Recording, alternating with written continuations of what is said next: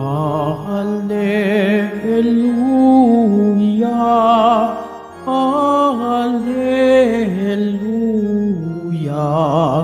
Alleluia, Alleluia.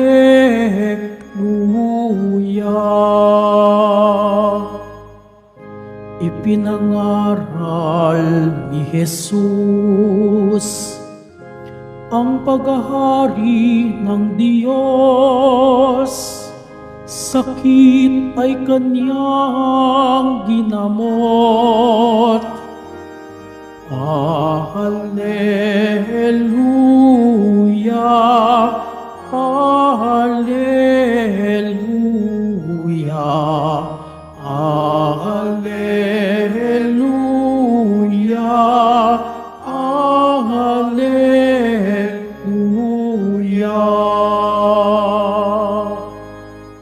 Sumainyo ang Panginoon. At sumayo rin. Ang mabuting balita ng Panginoon ayon kay San Marcos. Papuri sa iyo, Panginoon. Noong panahong iyon, muling pumasok si Jesus sa sinagoga at naratnan niya roon ang isang lalaking patay ang isang kamay. Kaya't binantayan ni Jesus ang ilang taong naroon upang tignan kung pagagalingin niya ang lalaking iyon sa araw ng pamahinga.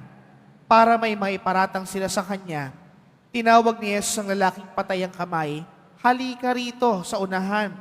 Tinanong niya pagkatapos ang mga tao, "Alin ba ang ayon sa kautusan? Ang gumawa ng mabuti o ang gumawa ng masama sa araw ng pamahinga? Pagligtas ng buhay o pumatay?" Ngunit hindi sila sumagot. Habang tinitingnan ni Jesus ang mga taong nasa paligid niya, galit at lungkot ang nabadha sa kanyang mukha dahil sa katigasan ng kanilang ulo. Bumaling siya sa lalaki at sinabi, "Iunat mo ang iyong kamay." Inunat naman ng lalaki ang kanyang kamay at gumaling. Umalis ang mga Pariseo at nakipagsabwatan sa mga kampo ni Herodes upang ipapatay si Jesus. Mga kapatid, ang mabuting balita ng Panginoon. Pinupuri ka namin, Panginoong Heso Kristo. Magsiupo mo na po ang lahat. Magandang umaga po sa inyong lahat. Sa pasimula po ng ating pagnilay ngayong umagang ito, ang tanong ko po sa inyo ito, ano po mas maganda? Gumawa ng mabuti o gumawa ng masama? Gumawa ng mabuti, gumawa ng masama? Sige nga, itaasan kami ng gumawa ng mabuti. Gusto ng mabuti. Ayan, mabuti ha. Itaasan man po kami ng gustong gumawa ng masama. Ay, walang gustong gumawa ng masama. Mangumpisal kayo mamaya ha. Nagsisinungaling kayo. Pero mga kapatid, bakit ko po ito tinanong? Kasi sa mabuting balita, ito po ang tanong ni Jesus sa mga nakikinig sa Kanya. Ano ang pinakamagandang gawin sa araw ng pamamahinga? Gumawa ng mabuti o gumawa ng masama? Alam niyo po, wala pong sagot dito. Dahil ito po ay nakadepende kung paano ito nauunawaan ng mga taong nakikinig at nakakaunawa dito. Sa pananaw ng mga taong nangangailangan kay Jesus, hatid niya ay kagalingan, hangad nila ay biyaya, kaya po ang nais nila, mabuti ang paggawa sa araw ng pamahinga. Pero ang mga Pariseo, ang mga taong umuusig kay Kristo, ang mga naghahanap ng mali kay Jesus, anong hangad nila? Masama ang hangad nila kay Jesus. Kaya po mga kapatid, sa atin pong pang-araw-araw na buhay, ano ba ang dapat nating ipagpatuloy na gawin sa ating pag-iral sa daigdig na ito? Gumawa ng mabuti o gumawa ng masama? Padalas po mga kapatid, problema po natin ito. Bakit po ganun, Father? Gumagawa naman po ako ng mabuti, pero ang nakikita lang sa atin ay ang ating mga maling ginagawa.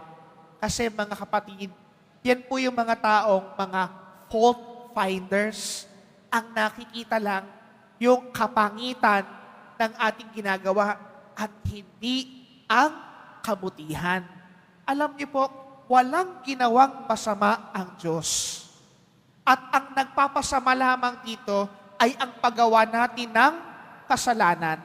At ang mga taong namumunat nakikita lang ang mga mali natin, ito po yung mga taong walang kasiyahan sa kanilang buhay.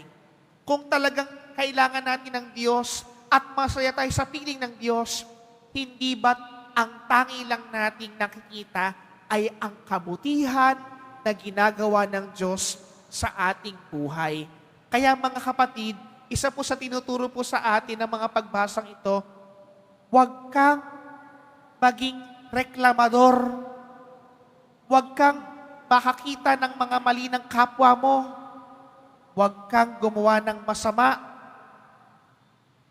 Ito po mga kapatid ang tinuturo sa atin ng mabuting balita. Kung talagang nais mong mapasa iyo ang kaharian ng Diyos, nais mong isabuhay ang salita ng Diyos, hindi ba't ang dapat mo lang nakikita ay ang kabutihan ng Diyos sa iyong buhay. Kaya po mga kapatid, ang tanong ko muli sa inyo, ano ang iyong gagawin? Gagawa ka ng mabuti o gagawa ka ng masama? Ang paggawa ng masama ay hindi nais ng Diyos. Ang paggawa ng mabuti, ito ang hangad ng Diyos para sa ating lahat. Alam niyo po, kapag po tayo gumagawa ng masama, lalo tayong nagkakasakit, lalo po tayo nagkakaroon ng problema. Pero ang paggawa natin ng kabutihan ay pagtamo natin ng kagalingan na nanggaling kay Jesus. Tulad ng lalaking patay ang kanyang kamay, iniunat niya ang kamay patungo kay Jesus dahil ang hangad niya, kabutihan ng Diyos sa kanyang buhay. Kaya po mga kapatid, sa pagpapatuloy po ng ating banal na pagdiriwang na ito, sa ating pagtanggap ng banal na Eucharistia, nawa mamutawi sa ating puso't diwa ang paggawa ng mabuti tulad ng Diyos na ating lumikha. Sa ngalan ng Ama, ng Anak, at ng Espiritu Santo.